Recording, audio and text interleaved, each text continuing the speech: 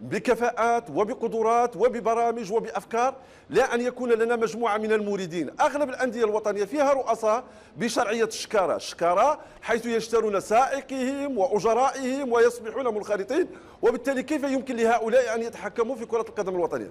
دونك يجب إبادة قانون المنخرط. يجب المعركة النضالية المقبلة أن تكون داخل المكاتب المسيرة للأندية الوطنية بالقضاء بمحاربة كل المتسلطين كل الغرباء. الرهان الثاني هو أن تكون هناك معركة قانونية أخرى تجبر وعلى الأقل تبعد كل من له شبهة أو من يدور في فلك المشبوهين أن يكون بعيدا عن كرة القدم الوطنية.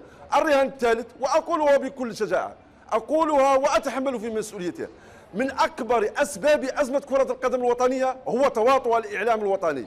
إذا عاد الإعلام الوطني وتحمل مسؤوليته وقدر أمانته فالأكيد أننا سنستطيع أن نحارب كل الفاشلين وكل المشبوهين من كرة القدم الوطنية. طيب. وإذا بقي الإعلام الوطني بهذا الشكل فنكون متأكدين أننا لن نجني ولن نحقق أي نهضة طيب كروية.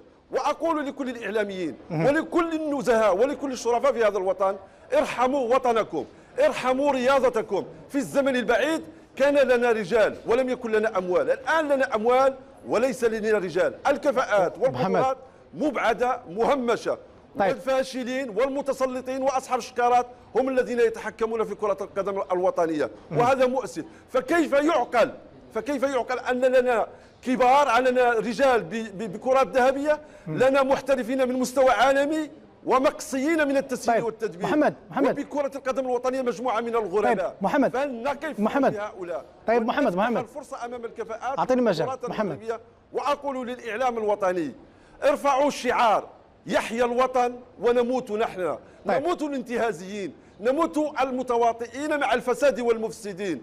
وطنكم أغلى من جيوبكم، وطنكم أغلى من سفرياتكم. وصلت فكرة محمد خلي شوية وقت لسعيد. طيب سعيد، لو نرتب الأولويات الآن